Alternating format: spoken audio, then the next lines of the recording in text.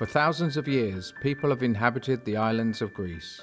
On Paros, in the town of Parakia, there remains evidence of an ancient temple dedicated to Asclepios, the Greek god of healing.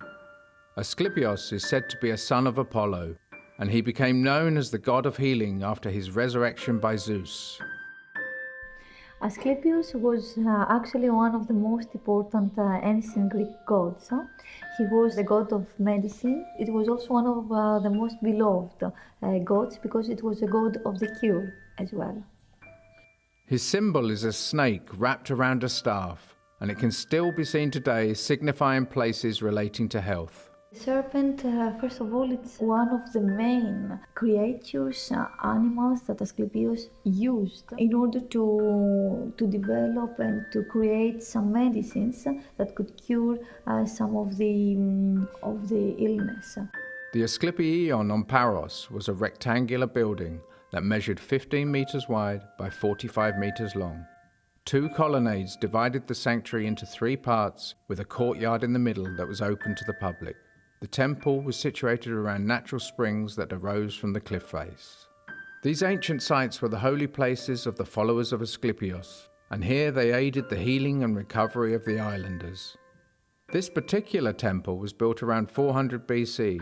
Sick people would approach the temple with a small offering to Asclepios and offer a prayer to the temple. Asclepion was a hospital for the ancient Greek world. So when a person has a health problem, he used to go there by depicting the health problem in a piece of clay or in a piece of bread. So if the person had a problem with his eyes, then the eyes had to be depicted in this piece of clay or in this piece of bread, offering to the doctors of Asclepion.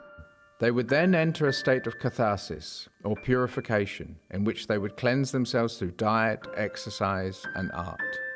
Once they were cleansed, they would enter a dream chamber where they would sleep in hopes of being visited by Asclepios.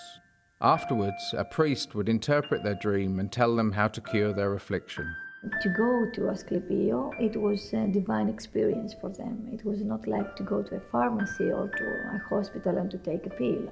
It was a whole procedure. They had to carry with them fruits and honey and wine and to offer to the priests that existed in Asclepio, because it was not only a hospital but it was a sanctuary as well.